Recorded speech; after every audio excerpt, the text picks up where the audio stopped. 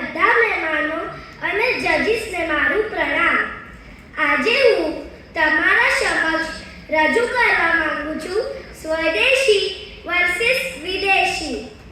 આજે જ્યારે સમગ્ર ભારત સ્વતંત્રતાનું પર્વ ઉજવી રહ્યું છે ત્યારે મારે તમને બધાને એક વાત કહેવી છે કે આપણે અંગ્રેજોની ગુલામીથી તો મુક્ત થઈ ગયા છે, પણ હજી પણ માનસ પદ પર કેટલી ગુલામી ઘર કરીને બેઠી છે.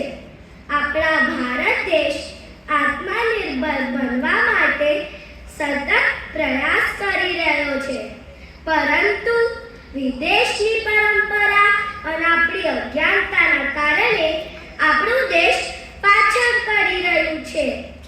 8 મહિના ઠંડીના કારણે કોટ પેન્ટ પહેરવું એ એની મજબૂરી છે, અને અહીંયા તો લગ્નના દિવસે ભારે ગરમીમાં કોટ પેન્ટ પહેરવું અને બરાતમાં નાચવું એ આપણી અજ્ઞાનતા છે. તાજું જમવાનું નથી મળતું એટલે સડેલા લોટથી બનેલા પિઝા નૂડલ્સ ખાવા એ એમની મજબૂરી છે, અને 56 ભોગ છોડીને 400 રૂપિયા દઈને પિઝા ખાવા એ આપણી અજ્ઞાનતા છે.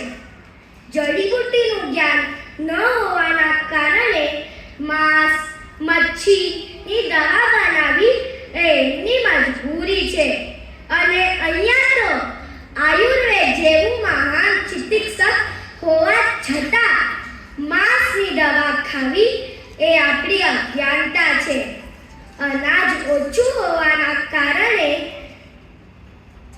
જાનવરોને ખાવું એ એમની મજબૂરી છે, અને અહીંયા તો 1600 પ્રકારના ઓપ્શન જેમ કે લીંબુ પાણી, વરિયાળીનું પાણી, નારિયેળ પાણી હોવા છતાં કોલ્ડ્રિંક જેવું ઝેર પીને પોતાની જાતને મોણન સમજવું એ આપણી અજ્ઞાનતા છે.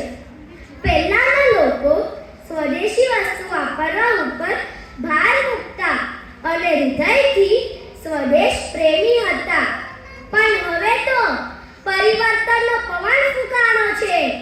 વિદેશી વસ્તુને વાપરવાની ફેશન ચાલી રહી છે.